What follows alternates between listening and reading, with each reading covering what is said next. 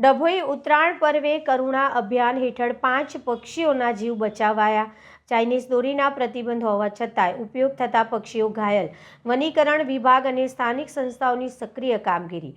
ડભોઈ અને સમગ્ર તાલુકામાં ઉત્તરાયણ અને વાસી ઉત્તરાયણના પર્વની હર્ષોલ્લાસ સાથે ઉજવણી કરવામાં આવી। જો કે આનંદ પર્વ વચ્ચે આકાશમાં ઉડતા અબોલ પક્ષીઓ માટે પતંગની કાતિલ દોરી જીવલેણ સાબિત થઈ। ડભોઈ તાલુકાના કરુણા અભિયાન અંતર્ગત વનીકરણ વિભાગ અને સ્થાનિક સેવાભાવી સંસ્થાઓના સંયુક્ત પ્રયાસથી અનેક પક્ષીઓને નવજીવન મળ્યું છે, તો બીજી તરફ 5 પક્ષીઓએ પોતાના જીવ બચાવ્યો હતો। કલેક્શન સેન્ટરો દ્વારા ત્વરિત કામગીરી પતંગની દોરીથી ઘાયલ થતા પક્ષીઓને તાત્કાલિક સારવાર મળી રહે તે હેતુથી વનીકરણ વિભાગ 2 દિવસની અંદર અલગ અલગ જાતિના 3 કબૂતર, 1 સમડી, 1 કાબરનો જીવ બચાવી લેવામાં આવ્યો હતો। જાન્યુઆરી સુધી ચાલેલા આ વિશેષ અભિયાનમાં વન વિભાગની ટીમ અને સ્વયંસેવકો ખડે પગે રહ્યા હતા જીવ બચાવવાના પ્રયાસ અને જાનહાનિ।